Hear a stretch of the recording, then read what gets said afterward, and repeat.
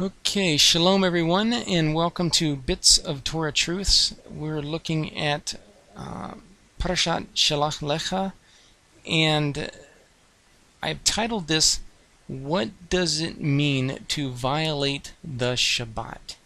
And I thought this would be I enjoyed this study.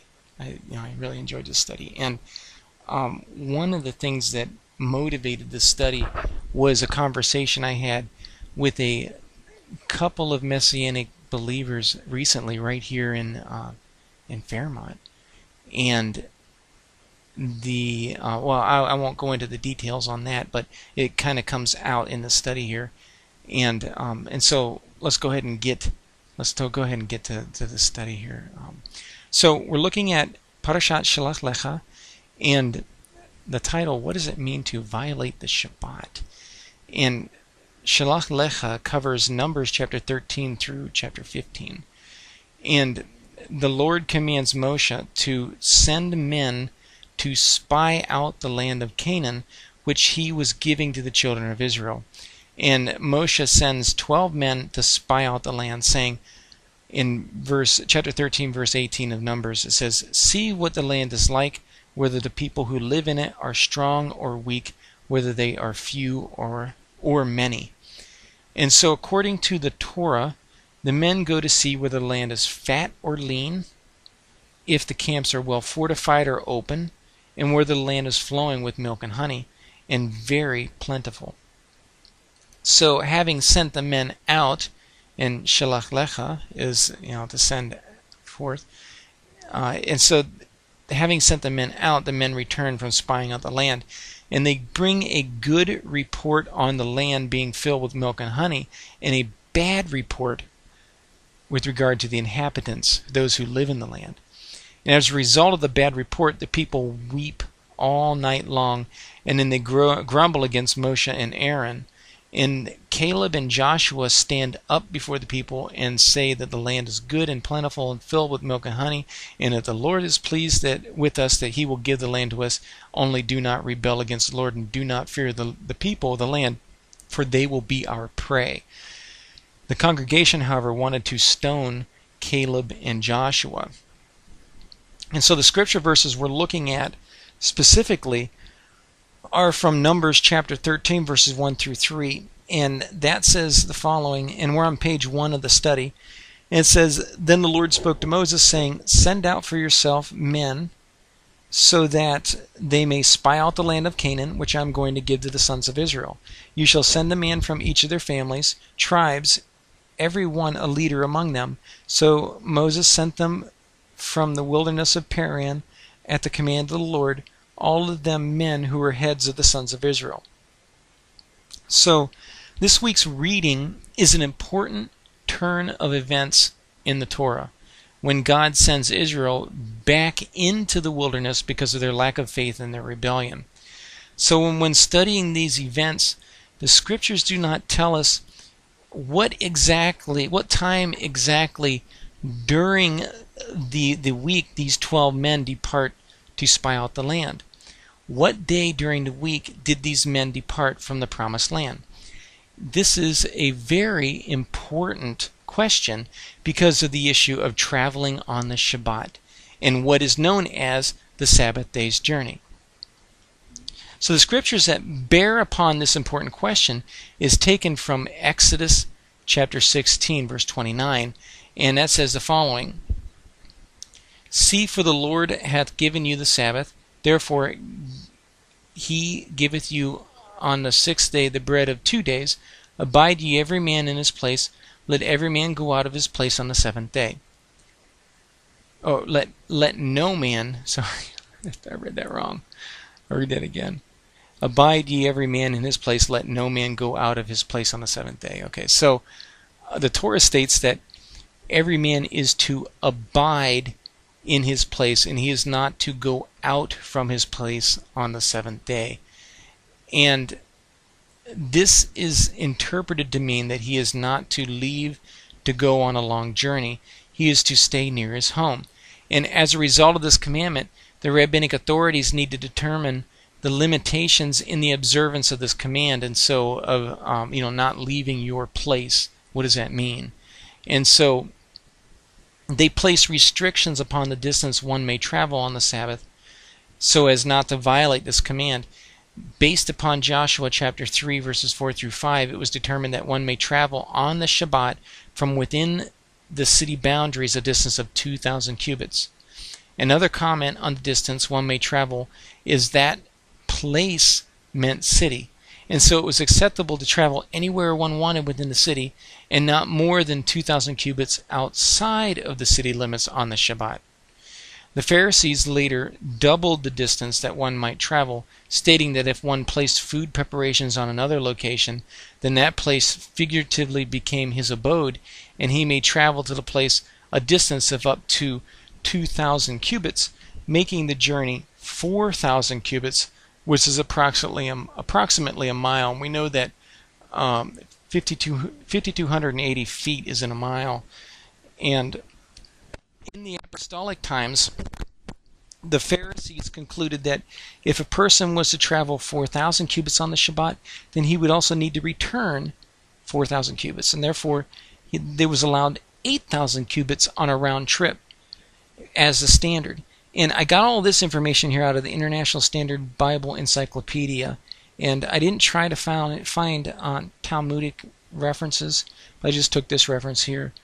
And in the apostolic writings, we also find a couple of references that allude to the Sabbath day journey. And one is in Matthew 24, verse 20, and the other is in Acts chapter 1, verse 12. And in Matthew 24, verse 20, it says, "Pray that your flight may not be in the winter, nor on the Sabbath day." And in Acts 1, verse 12, it says, "Then they returned to Jerusalem from the mount called Olivet, which is from Jerusalem a Sabbath day's journey." So these texts refer to the Sabbath day, but do not give the distance that one is traveling. In addition to this, it is important to note that Yeshua states to pray you do not have to flee on the Sabbath day. And Luke mentions the Sabbath day journey from Jerusalem, which suggests to us that we are to consider the distance being traveled on foot on the Lord's day of rest. Observing this command is an important aspect of the life of a believer. And as a result of the Torah concept of the Sabbath day's journey from Exodus, the rabbis discussed this topic of the Sabbath day's journey in the first Midrash on Parashat Shelach Lecha in Midrash Rabbah Bamidbar, and we find that in Parashah 17, part 1.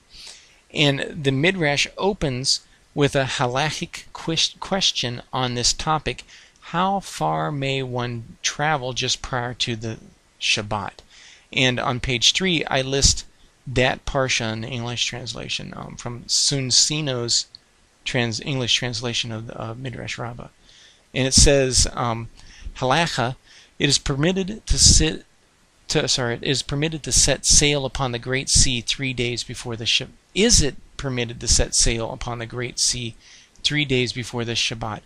Our rabbis taught in the Talmud that one may not set sail upon the great sea 3 days before the Shabbat at a time when one is going to a distant place. But if one wishes to sail, for example, from Tyre to Zidon, he may set sail even on the eve of the Shabbat, because it is obvious that he can arrive while it is yet day. This applies to one whose errand is optional, but if he is engaged in a religious duty, he may set sail any day he pleases. Why? Because he's engaged in the performing of a religious duty. As such, one may override the Shabbat. Similarly, you may find in the case of the Sukkah, for we learned that those charged with the performance of religious duty are exempt from sitting in the Sukkah, because there is none so dear to the Holy One, blessed be he, as one who is commissioned to perform a religious duty, risking his life in order to carry out his mission successfully. No other people sent to perform a religious duty and risking their lives in order to succeed in their mission can compare with the two men whom Joshua the son of Nun sent, as it says, "And Joshua the son of Nun sent out of Shittim 2 spies, Heresh." Who were they? Our rabbis taught they were Phinehas and Caleb. They went and risked their lives and succeeded in their mission. What is the meaning of the word Heresh? It teaches that they provide for themselves with pots and cried, "Here are pots. Whoever wishes, let them come and buy." Why all this trouble? That no one might detect them reading the word heres, earthenware, and that people should not say they were spies.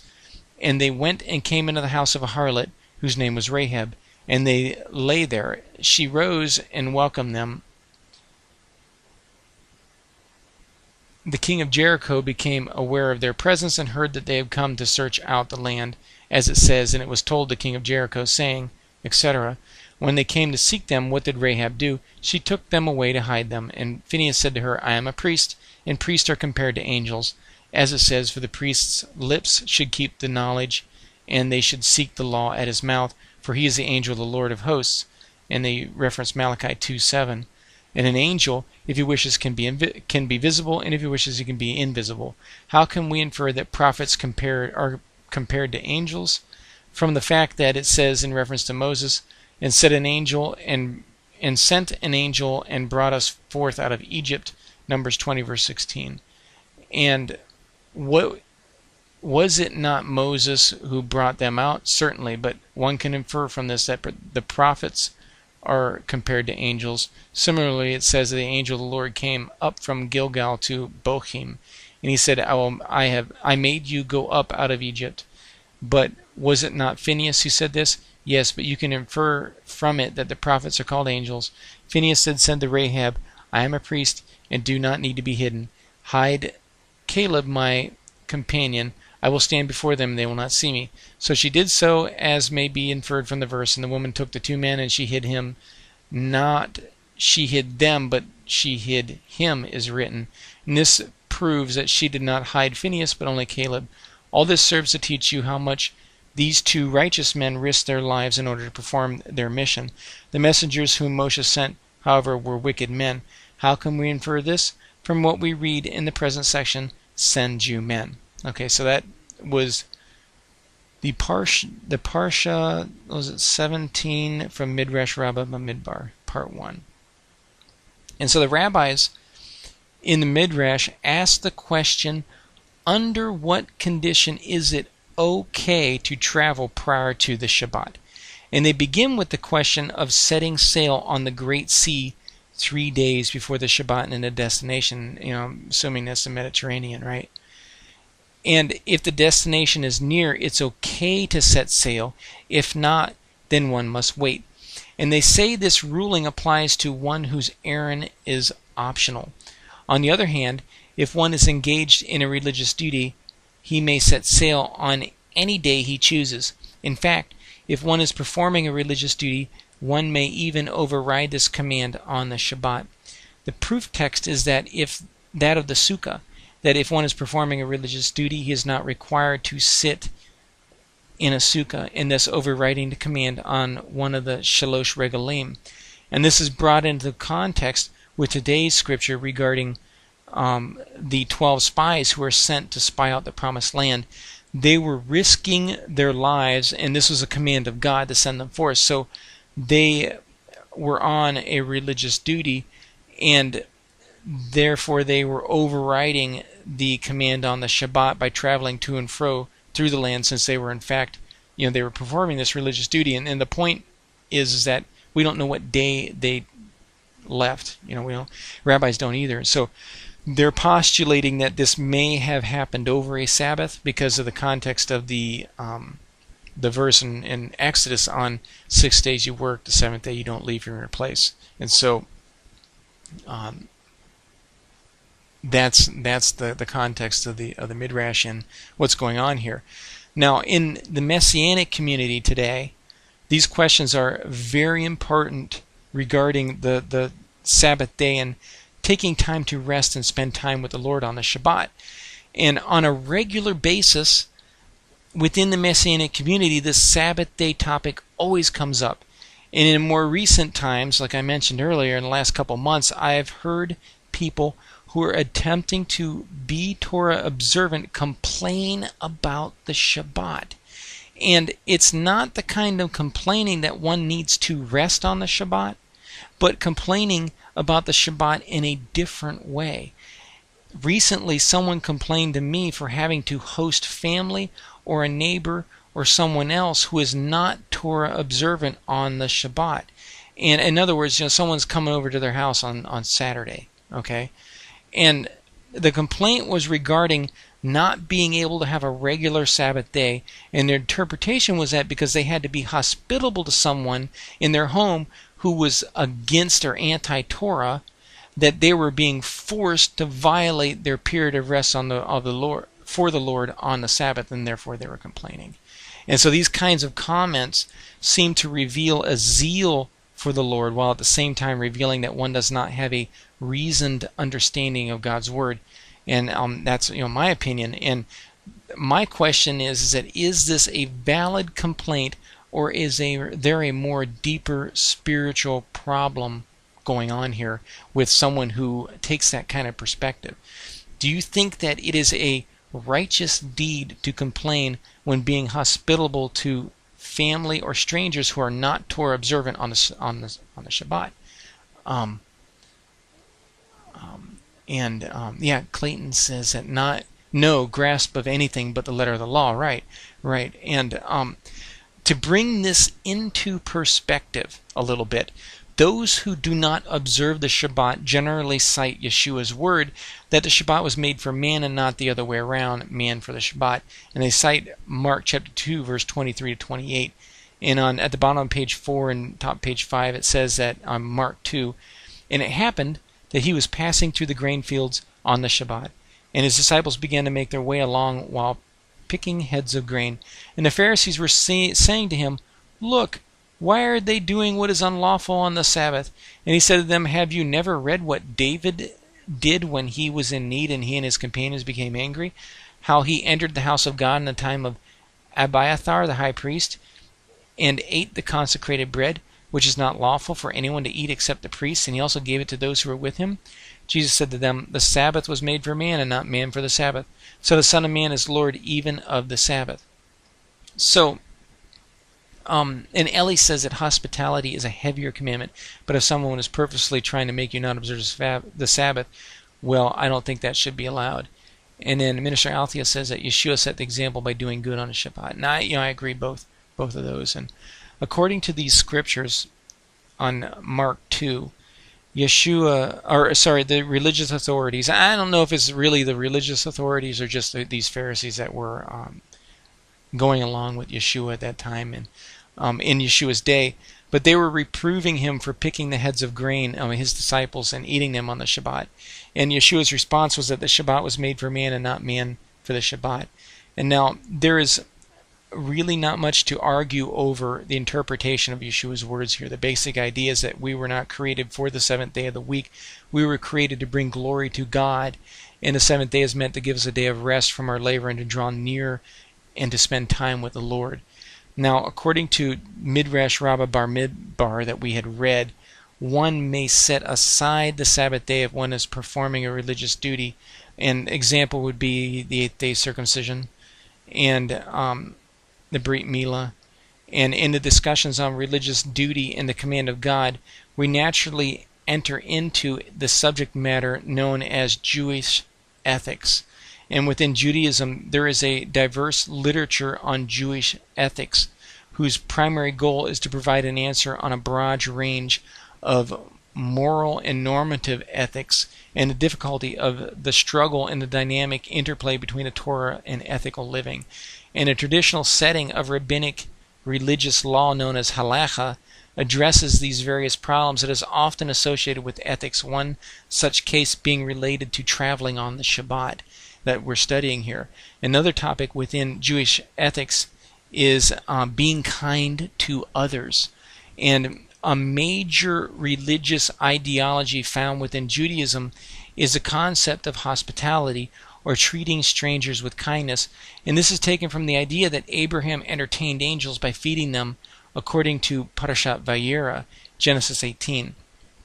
As a result of the biblical text, it's said that it is a righteous deed to be kind to strangers, as one might be entertaining angels unaware, as Abraham had done. Yeshua himself also instructed his disciples to love one another as I loved you, and whatsoever you do to the least of my people, you do unto me. And note that the Gentiles or the non-Jew are also held within this covenant ethical requirement, according to Exodus 22 and Leviticus 29, to love thy neighbor as thyself. And the Torah teaches that there was to be one law for the native and the stranger. The Torah instructs us also to remember the stranger, for you were strangers in the land of Egypt, as it says in Deuteronomy 10. And this is considered important in Judaism and Yeshua based upon his teachings too. So during the Passover, Jews are expected to show hospitality to all and to consider the needs and the feelings of anyone who may be marginalized for whatever reason. So according to the Torah, the slaves of the Jewish people also had special rights that preserved their dignity as human beings, which allowed them certain freedoms and forbade mistreatment. The Torah speaks extensively on treating others fairly with hospitality, and in the principle of Kiddush Hashem, the holiness of the name, we are taught to conduct ourselves in every way as to prevent the name of God from being dishonored by non-Israelites. And the idea is that the greatest sin is committed if we sin against a non-Israelite, because this may lead to the reviling of God's name. And you know, the thing is, if we are throwing a fit for someone coming over on the Shabbat and we can't rest because we've got to entertain them, then how reviling of the name by that person? Well, you know, what kind of revile? That there's a very huge possibility there, you know. I think so. We should invite people into our home with joy, even if it's a Shabbat, you know, and even more so, right? We can talk about those things because of the time and the day. But despite the importance of temple worship, at the tabernacle, the Mishkan, the Jewish home had also been the most important center of spiritual life. In following the destruction of the temple in 70 AD, the role of the home as a small temple or sanctuary took on a new significance. And I found in Dr. Marvin Wilson's book, Our Father Abraham, on page 216, it says that the foundational to all theory on the biblical concept of the family is a Jewish teaching that the home is more important than the synagogue. In Jewish tradition, the center of religious life has always been the home. The church has yet to grapple seriously with this crucial concept. So the Jewish home is considered to be modeled after the temple service. The home is considered a place of hospitality, and hospitality is considered a religious duty. And in his book, Marvin Wilson also writes that hospitality is a fundamental function of the Jewish home. This practice is also central in the Hebraic heritage of the church.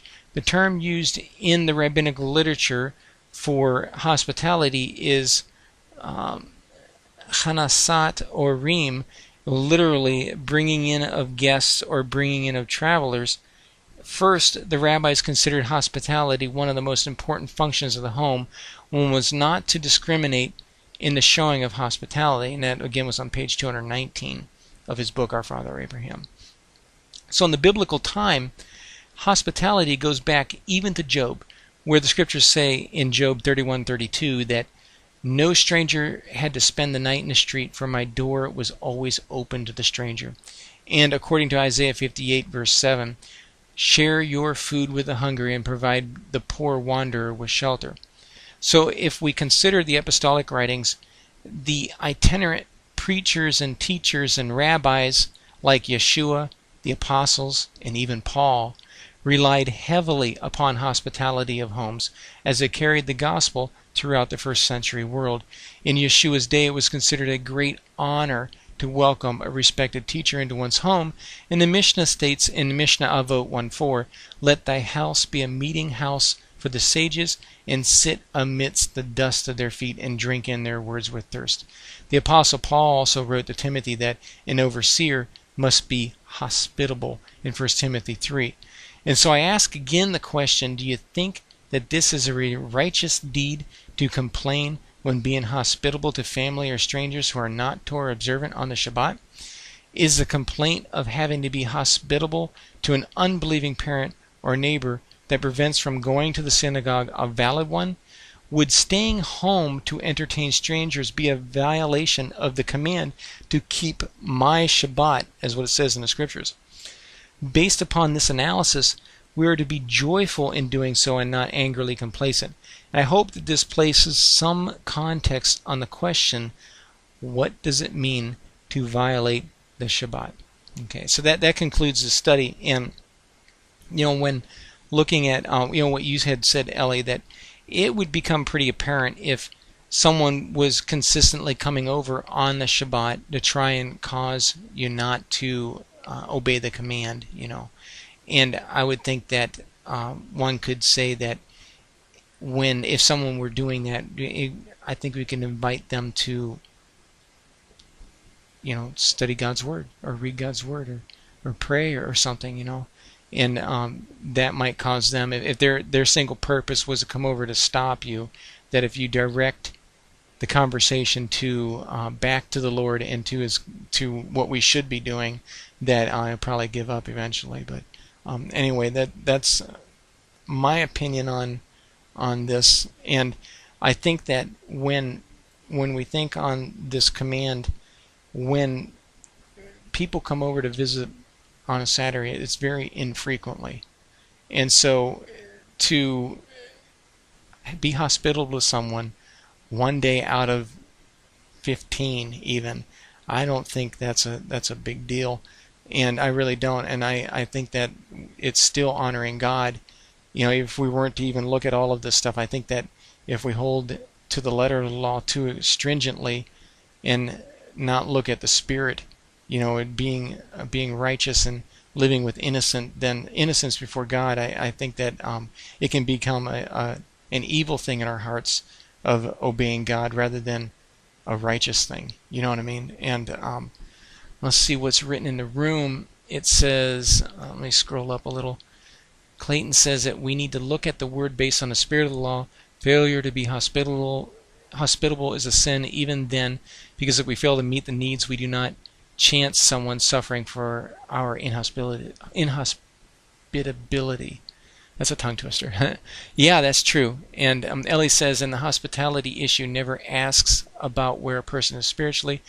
And then, yes, I had a Christian friend who purposely called or came when I had requested her to come another day. And not that I was refusing hospitality. Yeah. Okay. And so, anyway, so that's all I had for today. And anyone have any questions? Let me release the mic here. Or comments.